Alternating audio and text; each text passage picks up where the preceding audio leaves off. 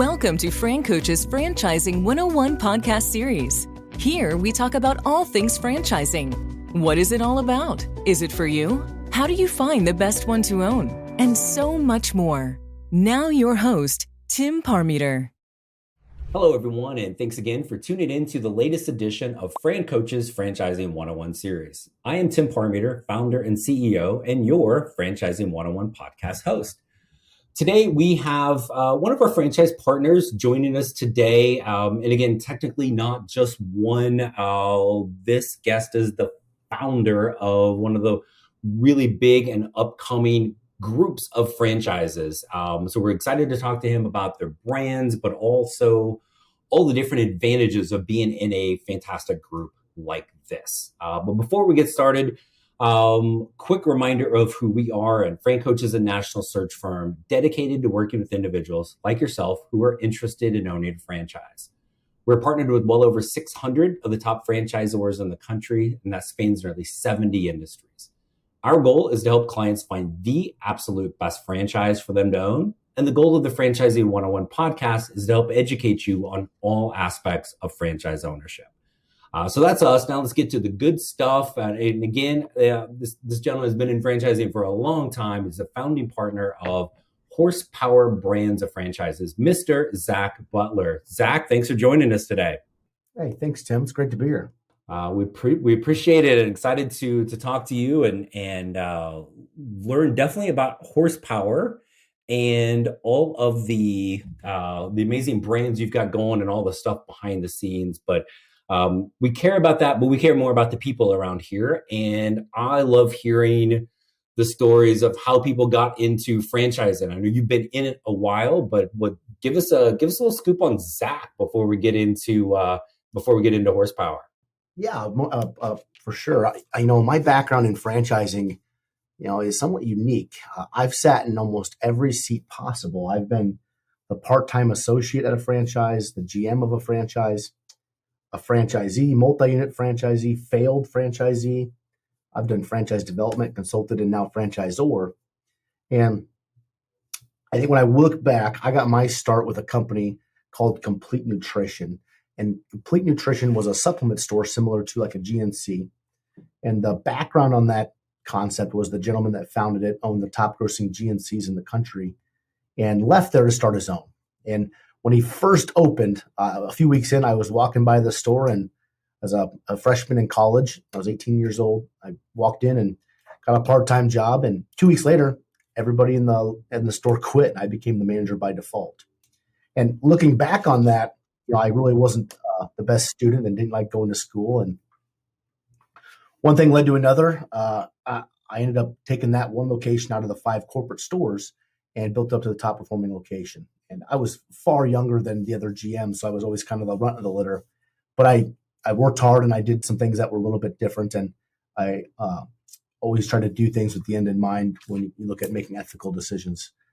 Well, they began to franchise. And during that process, I was a part of the franchise advisory board, which we were building out the franchise. So I got to be a part of that at a young age, and then realized that I wanted to be a franchisee. So I convinced the founder to co-sign an SBA loan. And here I went to move to Tallahassee, Florida, where I didn't know a soul. And I opened up my first franchise right before my 21st birthday. And looking back, what a leap that was. But I was extremely excited. And the first year was a rocket ship, 1.3 million first year open, made a ton of money. And over the next about 2 years, I opened up 6 more locations. And looking back, I was in my early 20s, no business acumen, just great at finding people and great at training sales process, and built that up to about an $8 million business. And then lo and behold, what we finally realized is that your new customer base starts to run out in the weight loss sector.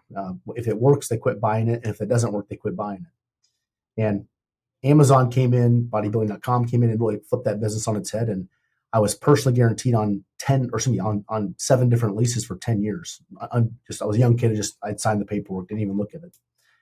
And so I'd filed bankruptcy, lost everything, started over. And at that time, there was a franchisee where I had around 10 locations that I convinced to give me equity in future locations, but I had to do it with a $23,000 salary. So I said, I'll work for this, but I want equity and future growth. And we took that from 10 locations to 68 locations in 3 years and built that up to a $40 million business. And so we were really a franchisor inside of a franchise.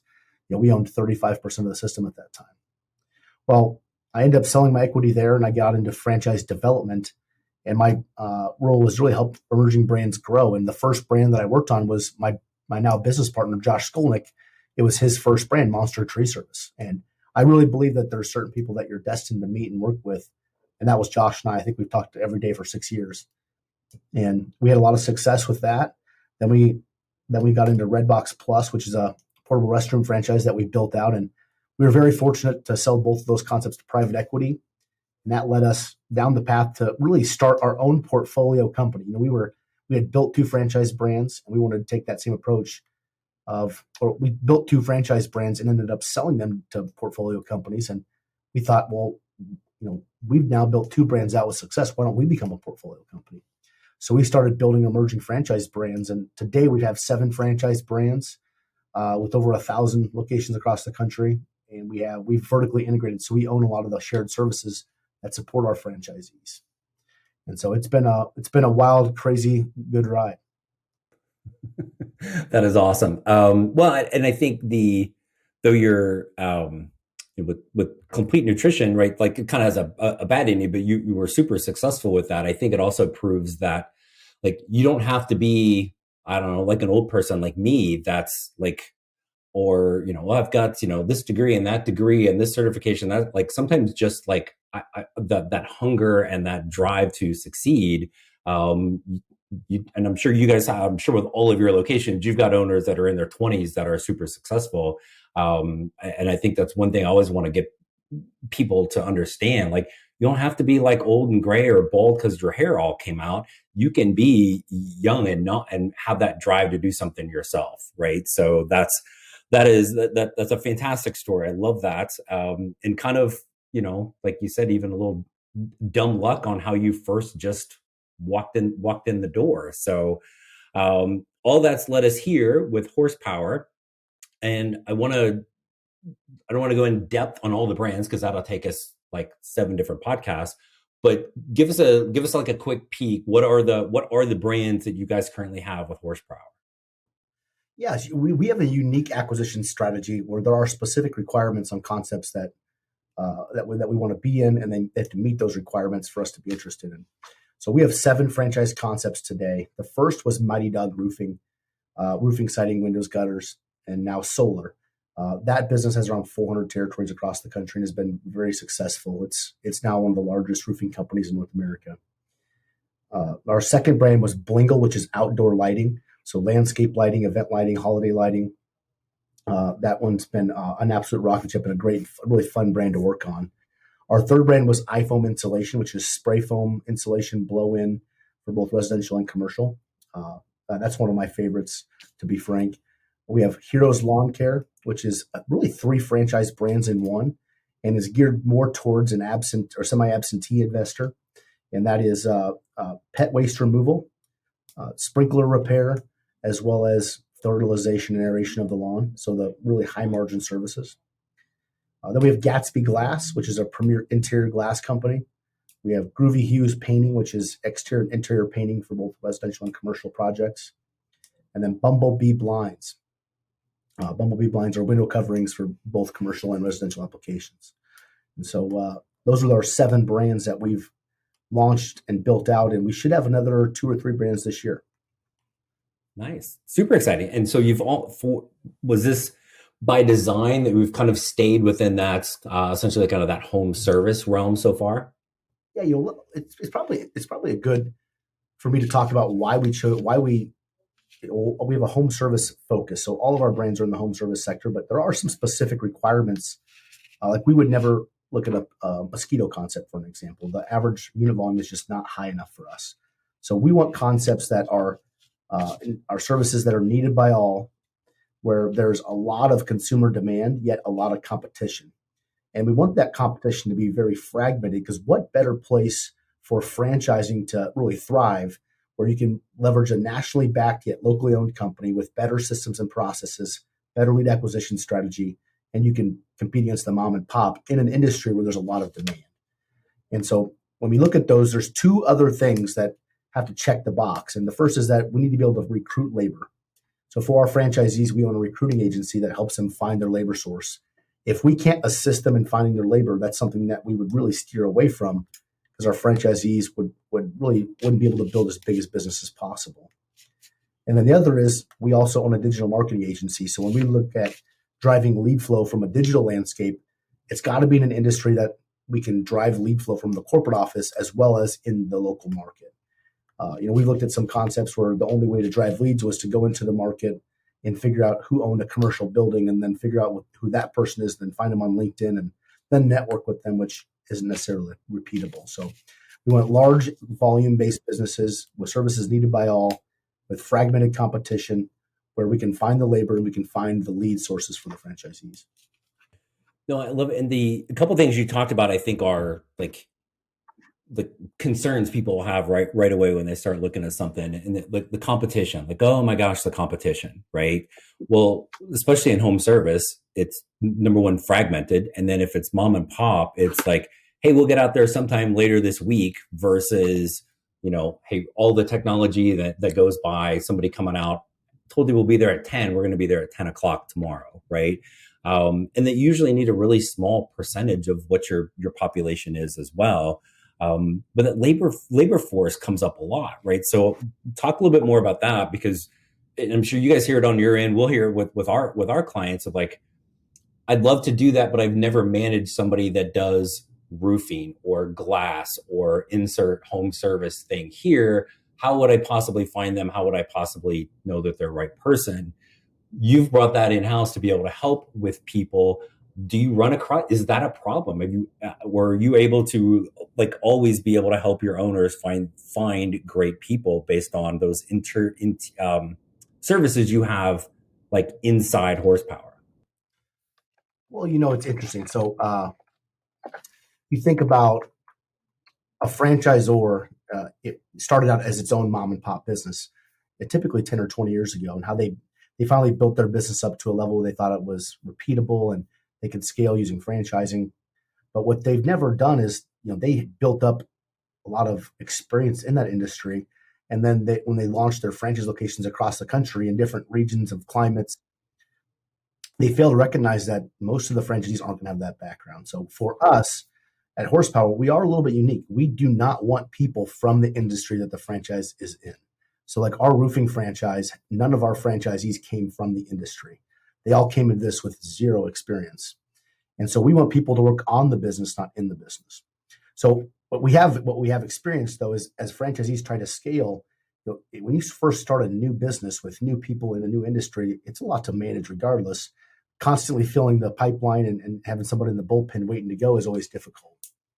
And for a franchisor, there's a lot of joint employer liability for us to assist with the hiring. So we had to make a significant investment into a third-party company that's for-profit, that's non-affiliated, that can help franchisees identify and hire the right people around the country. Now, because we own the franchise brand and we own the recruiting company does this for around $1,000. So you think about a typical recruiting agency would charge you 30 to 40% of the salary. I mean, we're doing it for pennies compared to the competition. And we do that because it's a service that helps the franchisee find the right people and scale the business to a much higher level. But I can't tell you that, and Josh and I had this conversation frequently where we've never had a problem finding people. It's just something that's always been relatively easy for us. But what I think what helps with us is because we have the recruiting agency, we're filling people a lot faster rate. So we're not having necessarily problems finding them, but for the corporate side, we're finding people at a faster pace than when we did it ourselves. So if we need to replace someone, or we lose someone, or we just want to scale, the rate at which we're able to find them is so much faster. And so for a franchisee, they can always have that pipeline and that bullpen built out where they can drive more candidates to them to interview. Yeah. And you use the phrase bullpen. I always talk about bench. So you were a baseball guy. I was a basketball guy, probably, right? So, but it's like that always be hiring aspect of a franchisee to make sure. And again, people think of it from a turnover perspective because I think the mind goes to the fear side of things first, when really it should be like, what if you have so much stinking business you can't keep up, right? Then you don't want to lose business because you don't have people on your bench in the bullpen. You don't have a pipeline of people you're already talking to for those services, right? Because again, all of the things you've got going on marketing are, again, in the businesses you are seeking out to bring on our horsepower. Like we're not messing around. Like there's going to be business, there's going to be growth. You talk about the lack of industry, not just lack of industry experience. You don't want the industry experience because you want people that are looking to grow big businesses to scale. You've got to be constantly hiring and looking to build that team. So the fact that you guys have that is amazing, because I think a lot of that is just people's fear of the fear of the unknown. I've never hired somebody for X. I've never managed people for X, but you have all of those things in place, right? So, hey everyone, I wanted to take a quick break from our podcast to tell you about our amazing friends at Entrepreneur. If you're looking to become a franchisee or simply learn more about business ownership, and guys, let's be honest, you're listening to the Franchising 101 podcast, so we know you have some interest in this. And I really encourage you to go to entrepreneur.com to check out all of their great content and resources. Seriously, Entrepreneur has everything, all the way from a bookstore to the best podcasts, webinars, and videos, plus information on upcoming events and the latest articles that seriously, they cover all aspects of franchising and business ownership. If you're having trouble deciding which franchise is right for you, start with Entrepreneur's renowned Franchise 500 ranking, which highlights the best franchises of 2022. For 45 years and counting now, Entrepreneur has been and continues to be the most widely recognized and respected authority in the franchise market. Digital and print subscriptions are available, so you never miss out on anything. So seriously, what are you waiting for? Go to entrepreneur.com right now and learn more. You talk about the labor, you talk about the marketing piece. We'll talk about some of the shared services, the other things that you're able to have, or how a Mighty Dog roofing owner might be able to, also help a local iFoam or Heroes or whatever. Some of the things you guys have in place to help all of those owners really kind of coexist and commingle and use those shared resources.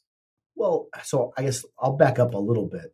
So for Horsepower, we're an aggressive growth-based company, and I've been the franchisee, and I've been the consultant, and I've been the vendor, the franchisee, and the franchisor. And there's always this triangle relationship where when something's not working, the franchisee blames the vendor then tells the franchisee it's the franchisor's fault, and then the vendor tells the franchisor it's the franchisee's fault, and there's no accountability. And so what we experienced after going through a traction or EOS implementation at the franchisor level is we began to hold all of our vendors accountable, just like a department of the company. And after doing that, what we found is that as we were growing, there was this dilution of support to the franchisees happening. And we really realized this with Redbox firsthand, where they were not able to keep up with our growth by the marketing company wasn't staffing up well enough to be able to support the franchisees. Our first call center, couldn't handle the inbound of leads because they weren't hiring fast enough, because they just didn't believe our growth was going to happen that fast.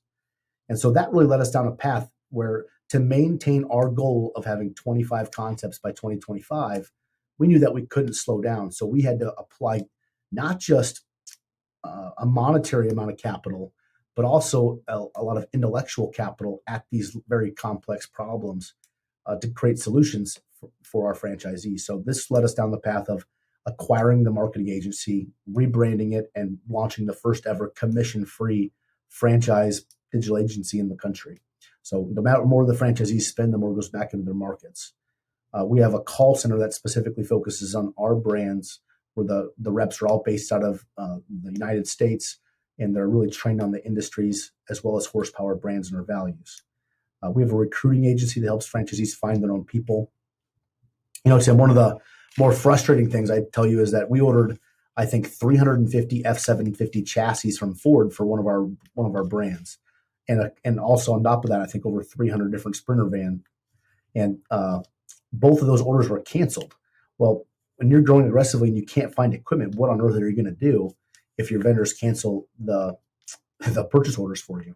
Well, again, we leveraged some capital. We created a dealership model, hired a team that now goes around the country, identifies vehicles, purchases them, manages the build out, and then gets them to the franchisees. And so as we look at all of these services, as we come into a problem, we have a bookkeeping firm at this point that does all of the bookkeeping for the franchisees, that allows us to have proper profitability reporting so that the franchisees can see profitability metrics across the system. And then we have a data management company that does all the analytics, that creates dashboard reporting. And as we've scaled, we're trying to figure out what is going to give the franchisees the most amount of value, what's going to give us the most amount of support to scale quickly and do it the right way, which is where for us to be successful, the franchisees have to be successful. And so when you take all those shared services together, there's complete alignment. If it does not work for the franchisees, they're not generating revenue. If they're not generating revenue, we don't make any royalties, which is our sole source of income. And so we're able to drive a lot better services for lower costs to the franchisees. And I think getting back to the one part of your question, what's exciting today is that we have what's called our Empire Builder program. And so we have our first franchisee that's about to have their third franchise concept, which is their own portfolio. They've created their own portfolio under our portfolio. So this franchisee has three concepts, or about to have their third concept, where they're going to build it up and then take it to private equity and then sell that for a much higher multiple than if they just had one. Yeah, I think that's the ultimate in scalability. People get, I can have one location or one territory of a franchise. Well, I can have multiple of them. That's awesome. But you can have multiple brands, right? And especially when you're already within the same system with all of those resources that you talked about are absolutely amazing. And I want to go back to one thing you talked about on the marketing that I think most people don't realize is a thing is, I mean, if you're using a third-party marketing agency and you're spending $2,000 a month on whatever, social media ads, pay-per-click, whatever, well, that's how much you're spending. You're paying them to manage that. You're paying that commission. You guys have just dropped that. That's a significant amount of money over the course of a year, let alone 10 years or more, just that you guys have all brought in-house, which is fan-stinking-tastic. So I love that.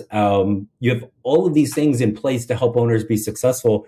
Like, do the owners have to do anything? Like, when you look at, I know it's different for each brand, they're not the doer, right?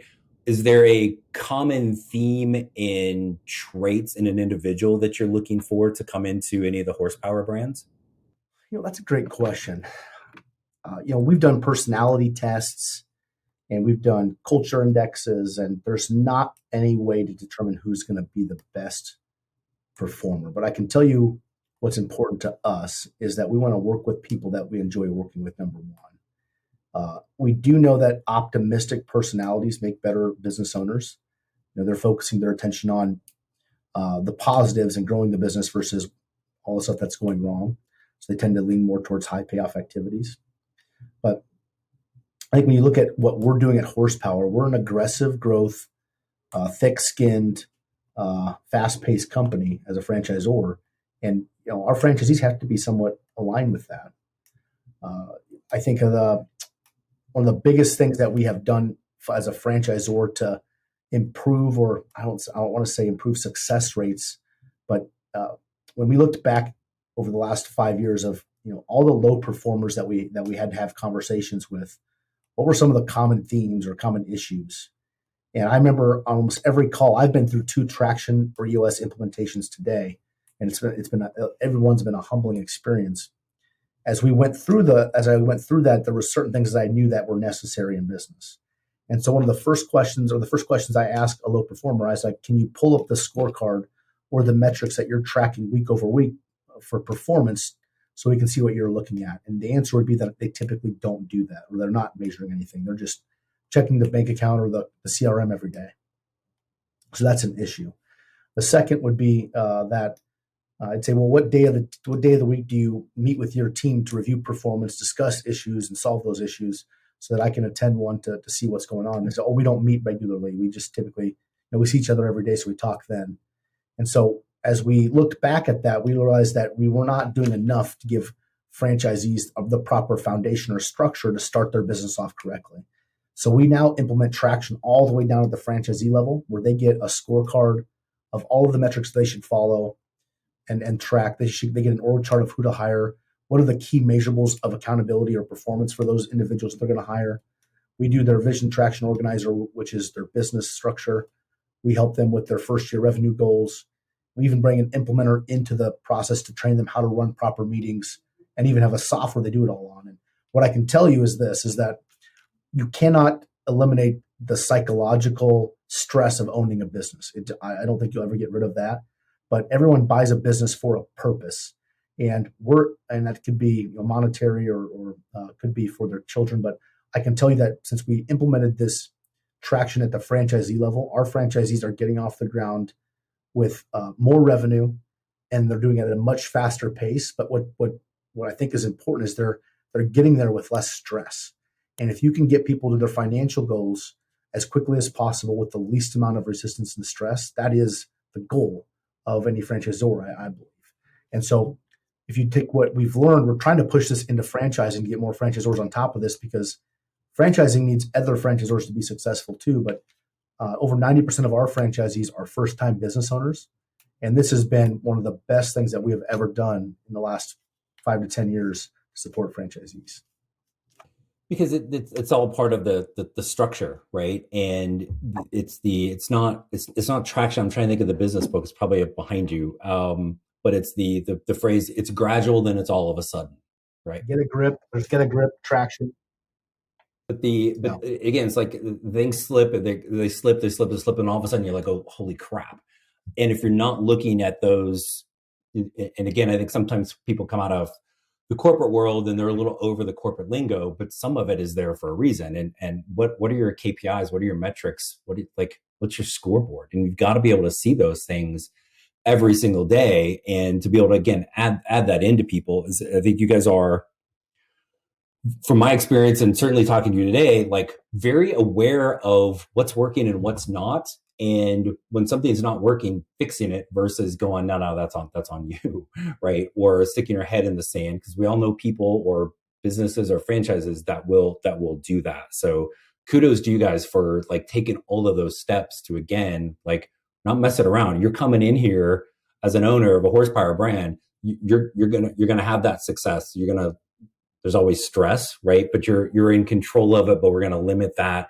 Make the money, but at the, and I know you know this, that time aspect, right, of controlling your time as a franchise owner, rather than it being controlled by working for somebody else, right? So, super cool, man. And I know you are very, very busy, so I appreciate you taking time to join us today, and definitely want to get some of your team back on to, I don't know, I'll put all the horsepower brands names in a hat and I'll draw one out. We'll have them come back on first. But anything else you would like to share with us that we haven't talked about today? And this is a loaded question about horsepower brands that maybe we haven't talked about. Well, we're a very unique organization. So at this point, I don't know there's a database, but we've built more emerging brands than anyone in history, to our knowledge. So we've now built 9 brands from basically one location to beyond 100. And so when you think about joining an emerging brand, you typically get, the innovator type personality or friends and family. And what's exciting is that we're taking really sophisticated, well-capitalized business owners that are now buying these emerging brands. And so everyone knows in franchising that the best practices get developed by franchisees. They're the ones eating, sleeping, and living every day. I mean, we're just seeing this it's exponentially evolving, where one franchisee comes with the best practice, and it's happening so much faster because of the type of accounts we're getting, which makes us special. But because we have, I think, more experience with the emerging brands, we're getting better franchise candidates. And because we're getting better candidates, we're having a more aggressive growth. And that really led us down the path of having to vertically integrate a lot of the shared services. And so there's not many or any other concepts out there that have really taken that type of leap to provide a superior level of support to their franchisees. But we're not for everybody. We're pretty selective on who we work with. We want to make sure that over the 10-year journey that we work with franchisees, that it's an enjoyable experience for not just them but for us too. And so if you haven't had the chance to talk to our franchisees or get in our process. It's fairly unique. No, super cool. Well, and you talk about some of the best practices will come from franchisees. Well, only if the franchisor will listen, right? And be open to the fact that maybe they don't know everything about everything. So again, kudos to you guys for that. Because again, you and I both know that doesn't happen. And part of, I know your story and your whys behind horsepower are to, again, make sure that you are creating that experience for everybody. So super cool, man. Zach, I appreciate you coming on and joining us today. I appreciate you having me, man. It's just exciting. You've been doing this a long time, so I know that you have a lot of trust out there with people. Well, cool, man. No, I appreciate it, and hopefully we can we'll get offline and try to figure out which horsepower brand we need to come on and give the total spotlight to. But as always, my friend, good talking to you. Thanks so much for joining us today. And for all of our loyal podcast listeners, as always, thanks for tuning in. If you'd like to learn more about potentially becoming a franchise owner, learn a little bit more about this, reach out to us, FranCoach.net, franchising101podcast.net. Again, there's never any fee for our service. So we encourage you to take that first step today towards creating your better tomorrow. Thanks, everybody, and have a great rest of your day. Thanks for listening to FranCoach's Franchising 101 podcast, where our ultimate goal is to help educate you on all things franchising so you can create your better tomorrow.